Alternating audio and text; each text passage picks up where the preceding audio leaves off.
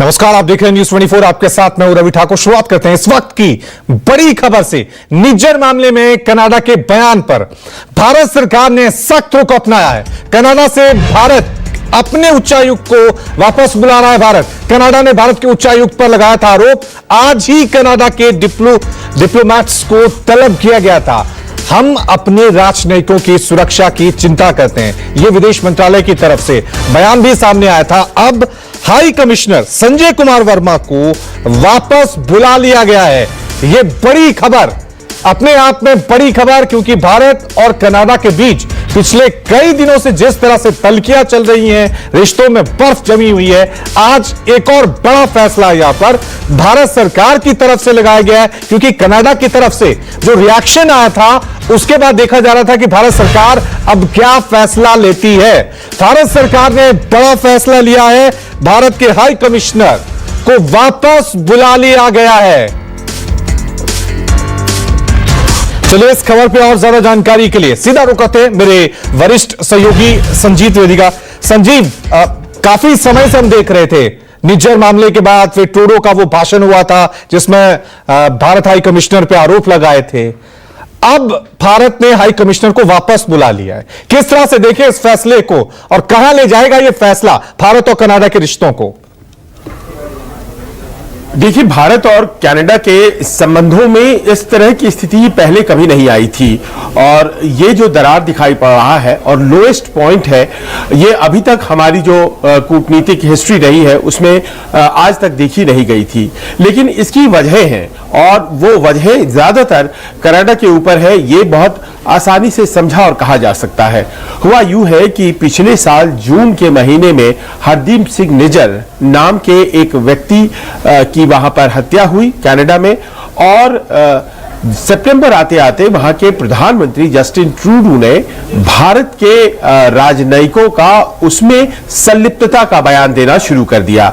3 महीने के भीतर उन्होंने जो भी जांच की, उस जांच के बारे में भारत ने उनसे मांग की, आप बताएं हमें कि कौन सी ऐसी जांच है, कौन सा एविडेंस है आपके पास जिसके आधार पर आप कह रहे हैं। और देखिए, सितंबर 2023 में मांग की गई थी, हम अक्टूबर 2024 में बात कर रहे हैं। आज तक कनाडा की तरफ से कोई भी एविडेंस नहीं दिया गया और बिना एविडेंस दिए हुए कल यानी कि रविवार को एक डिप्लोमेटिक मैसेज कनाडा की तरफ से भारत को भेजा गया जिसमें कहा गया कि आपके जो वहां उच्चायुक्त है संजय वर्मा, उनको भी हम जांच के दायरे में रख रहे हैं और वो हमारे लिए पर्सन ऑफ इंटरेस्ट है, ऐसा लिखा गया।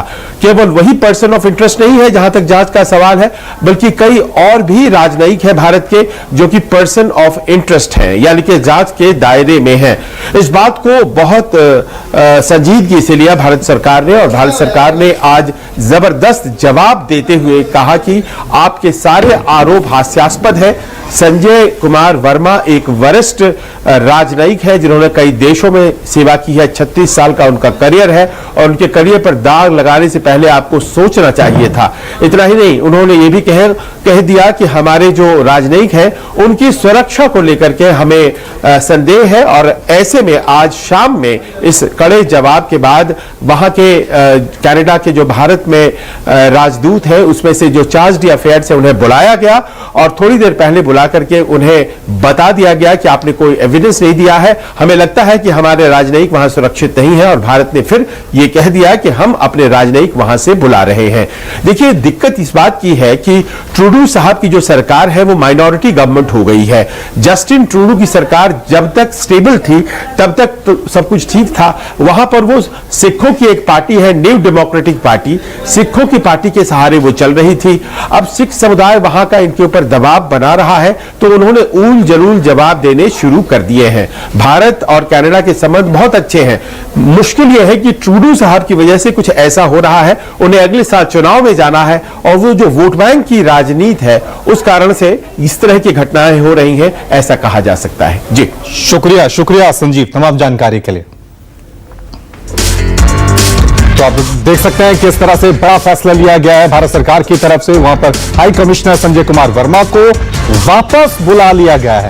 अब यह देखना है कि यह फैसला भारत और कनाडा के संबंधों को किस दिशा की तरफ ले जाता है, क्योंकि पिछले कुछ महीनों से भारत और कनाडा के संबंधों में काफी बर्फ जम गई थी। एक दूसरे पे एक्शन, रिएक्शन, बयान, पलटवार लगातार देखने को मिल रहे थे।